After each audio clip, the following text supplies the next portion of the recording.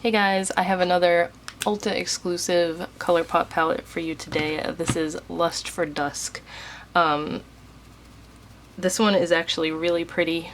I love taupe colors and like cool toned palettes, and you guys hear me say that all the time, but this one is right up my alley. So I wasn't even aware that this had come out until I was looking for the 9-pan ones that just came out on Ulta's site, and I saw this one as well.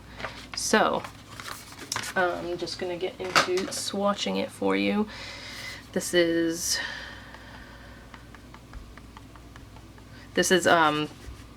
brain fart. This is a 16-pan palette, and it looks like none of them have the little asterisk next to their names that say they're gonna stain or anything. So the palette is actually really nice. It has that, not velvety, almost like a rubbery feel to it. Like, kind of like how the really old, the first KVD palettes were. But this is what it looks like inside. There's no mirror or anything. It's just this kind of earth tone color splash. And then these are the colors.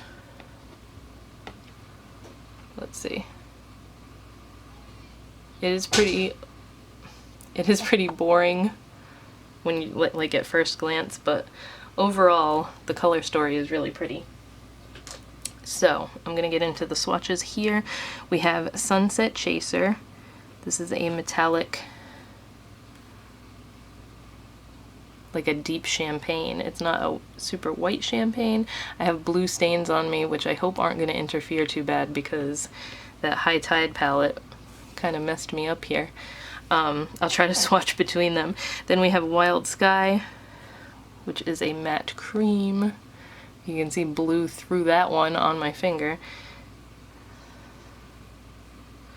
So that one's a little bit sheer. Whoa. Yeah, those blues are gonna mess me up here. Ugh. Maybe, should I swatch on my palm? I don't know. I feel like that kind of messes up the swatches. Shaken. This feels like it's a super shock. This is a metallic, kind of pinky rose gold. Whoa, that one's crazy pigmented. Crazy metallic too. And the last one in that row is Mood Lighting. That might be a super shock too, actually. It kind of feels like one, but that is a metallic grayish silver. Very pretty. Okay, I washed my hands and was able to get most of the blue off, so hopefully the swatches will be better now. The second row here, we have Hot Glam. That is a matte kind of caramel color.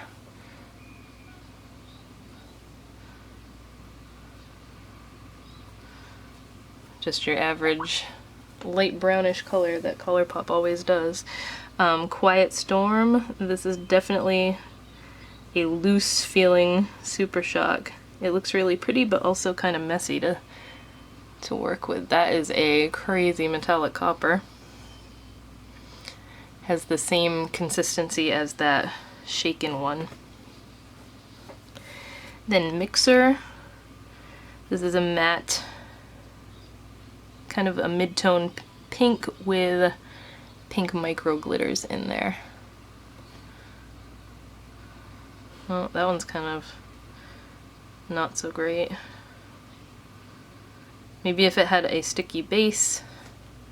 It's a pretty color, but it's not really wowing me. Then we have Eventide. This is a matte, cool-toned, really light brown, or tan, whatever you want to call it. That one's pretty nicely pigmented. So that is the second row.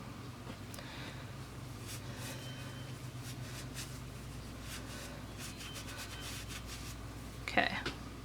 All of those cleaned off pretty well, except I do have some sparkles on me now. Night Lovers. This is a metallic, I don't even know how to describe this. It's one of those light brown colors with like a tealish flip to it when it hits the light.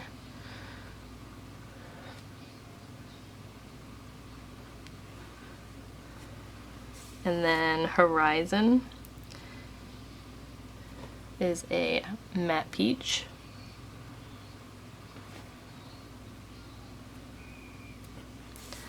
Take the Lead. This is a matte taupe.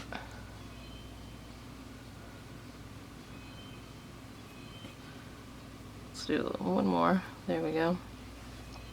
And the last one is Miser. Just makes me think of Heat Miser and Snow Miser.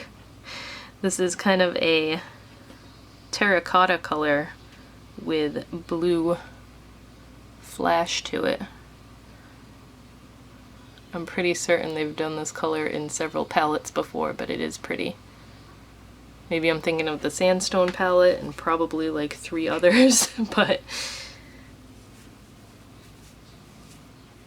Okay, the bluish sparkles are all over me, one sec. Okay, and then the last row, we have That's Neat. This is just a matte dark brown with silver, it looks like silver and gold micro shimmers. Again, another color we see a lot from them. After Dark, a matte kind of burnt orange.